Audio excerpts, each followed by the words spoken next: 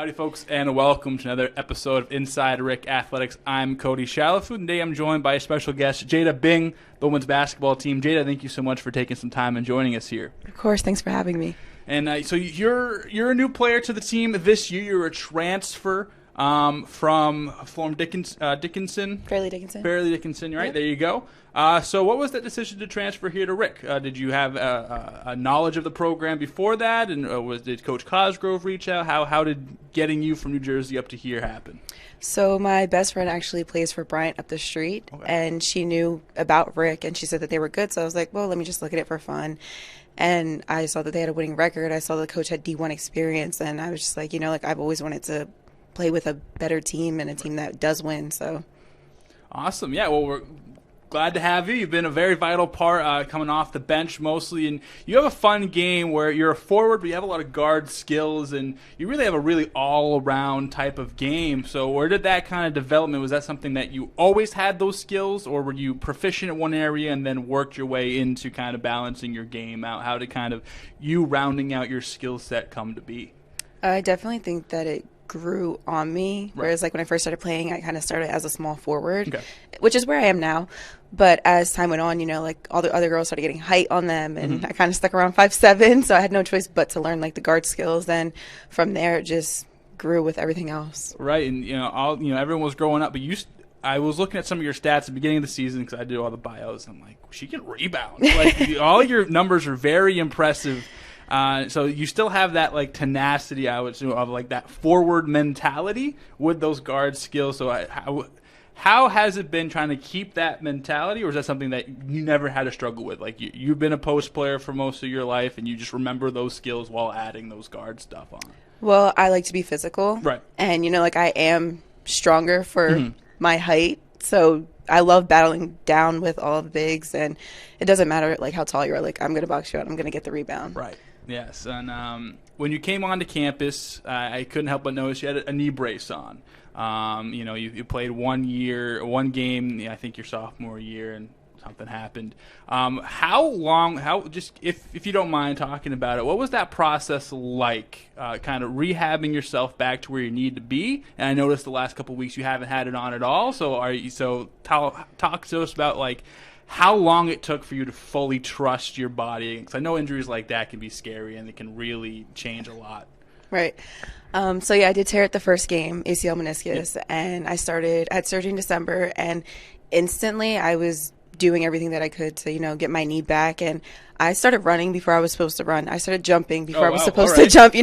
I was attacking everything head on. And honestly, that got me to where I am today, where I was just like, I went to my doctor and I was like, hey, can I take off the brace? And he was like, if you think you're ready, yeah. And, I still have like my issues going on with just like my pain here and there, but I am confident in my knee and I don't worry about it anymore. Yeah, that's awesome. You see, I mean, the ACL, back in the day, that was a death sentence. That was, all right, you're done. But now it seems like, all the professional athletes, they're back in six months. It's like, how the hell did that even happen? So, and it works for everybody. That works differently for everybody. So I'm glad that you kind of found your rhythm for it. And another one of your teammates this year, Macy, went down right in the beginning. Have you talked with her, and how have you helped her through her rehab? I know she was a super important member of the team and still is on the bench this year. But how have you guys talked, and kind of have you helped her out kind of going through her rehab process as well?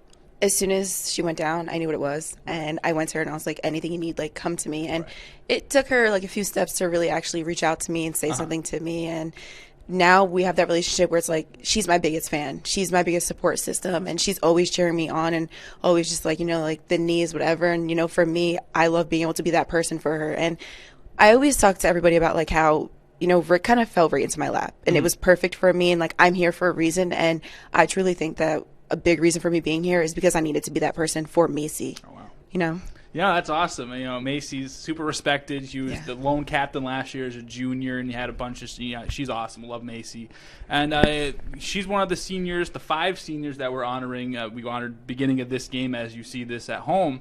And you've only been here for this year, but how has your relationship with those seniors been like? And like you're watching them kind of take their paths, and can you speak on the seniors from your perspective, just being here for 1 year? Yeah. So I'm actually supposed to be a senior. Right, yeah. I had the COVID year, my injury year, so I'm a sophomore on the court, but I'm supposed to be a senior. Right. So I instantly connected with them. You know, like they took me right under their wing, and there was no awkward phase with them. They were awesome with me. And still to this day, you know, like I'm super close with all of them, and it was easy to adapt. I think that they're amazing. I think that they do their job great and leading the way for all the underclassmen.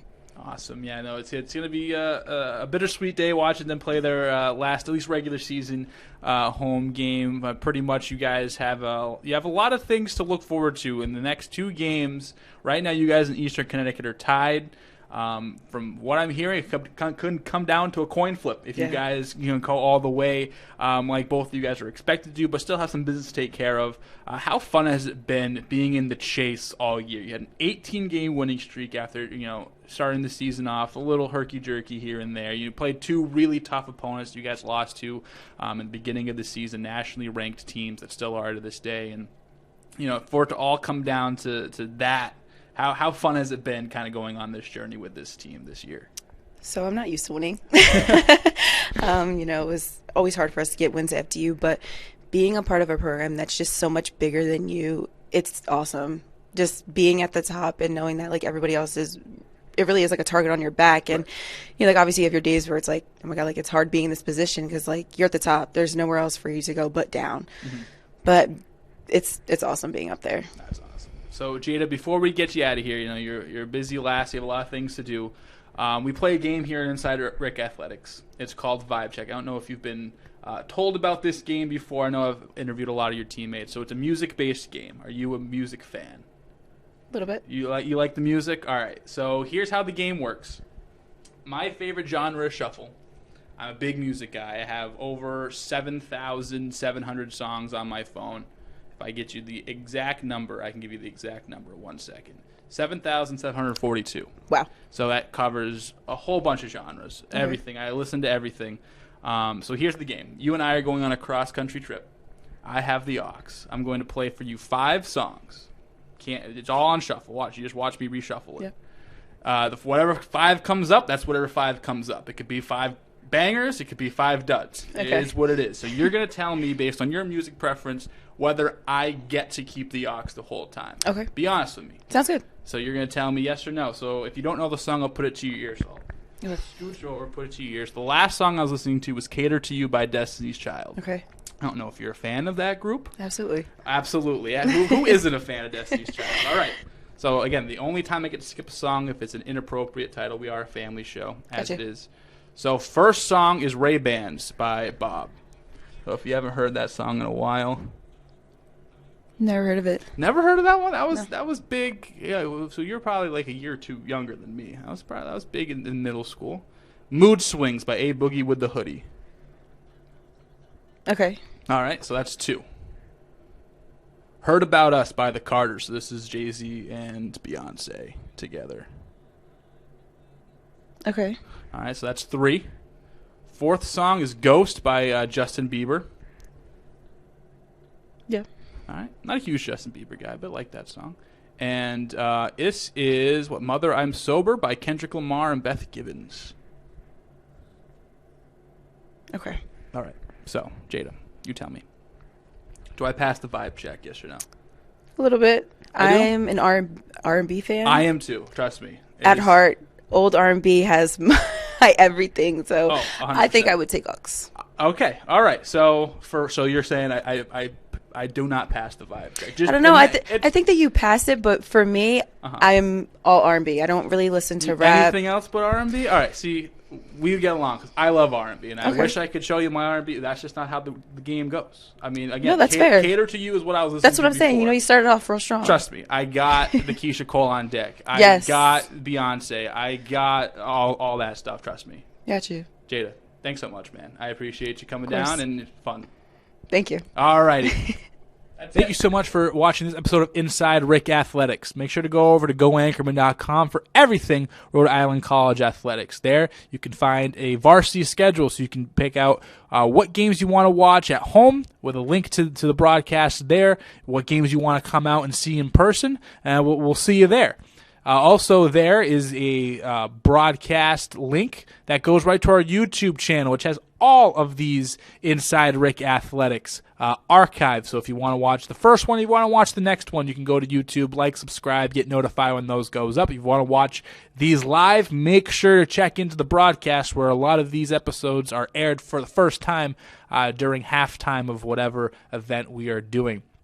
Also, don't forget, Rhode Island College has a radio show that airs every Friday from 4:30 to 5 o'clock on 790 The Score, anchored in athletics. Make sure to check that out. George Bishel, our host, has been doing a fantastic job. More interviews with players, more interviews with coaching, and also more interviews with staff around Rhode Island College. And there on GoAnchorwomen.com is also an archived list to watch all those that you've maybe missed or any of the future. So thank you so much. I've been Cody Chalifoux. Have a wonderful rest of your day.